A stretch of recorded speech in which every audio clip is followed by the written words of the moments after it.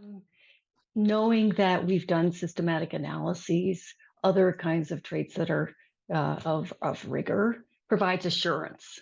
So we have faith in the results, right? I mean, that's the bottom line of it.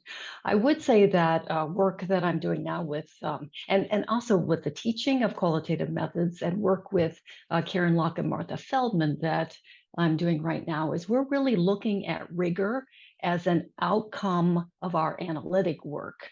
So that is, and some of the protocols that we would say bring systematic analyses, we can do in the next step of our work, right? We would choose and we would select among that based on our project. What we're saying around the rigor being an outcome is that we don't, and there was a special issue actually around this, obviously in ORM recently that we were part of, that there's been too much effort to look at protocols, rigor, templates, models, methodologies, exemplars, and so forth that are external to our projects. And we're really saying that we need to bring those in and use them as determined by the internal logic of our project. Like, what is it that we're doing, rather than adhering automatically to what are considered protocols of validation, for example, or those. It's not that we dismiss those, we don't. We really just want a different, and importantly, different orientation so that we can have, we can generate richer analytic work.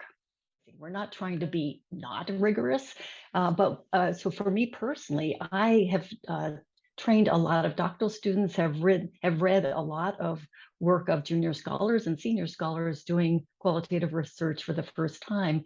And even really this crosses methods, it certainly crosses the types of data, this whole pursuit of validation. And it's critical, but its partner is discovery.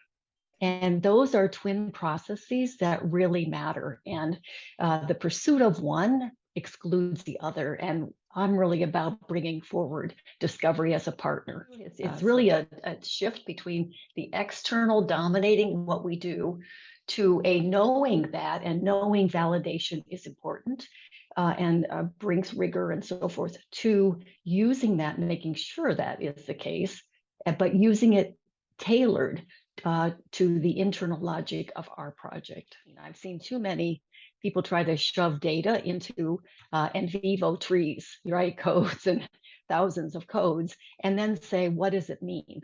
And we really want to move away from that, and are able to do that through training and so forth of people.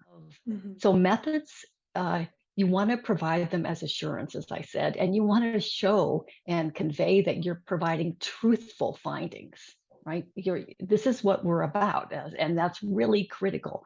I mean, research questions may change, but they are the anchor, and we know why they change, or they may shift from the qualitative research standpoint, right?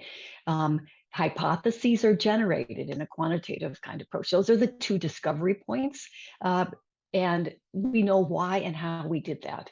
So those things matter. But in terms of translating it to any kind of person who hasn't studied that particular methodology, I can tell you that unless we can say things in language, well, I mean, I've attended sessions where the methods are just, in just as part of my career as a professor, and I've attended sessions of recruits and others who've done studies of methods I don't know anything about, but I do expect them to explain clearly what they did in language that I can understand. I think the more that we can talk plain, like we use scientific language as a barrier sometimes, right? And we're like the scientist, like who is this scientist? And for a while we didn't even use pronouns in our writing or things like that, right? We used all passive voice. That's kind of a shield. That's a knowledge shield. It keeps people from really knowing what we're doing, or asking us questions about what we're doing, right? It's just more of a, and I think these bite-sized notions of findings and methods are a way through that.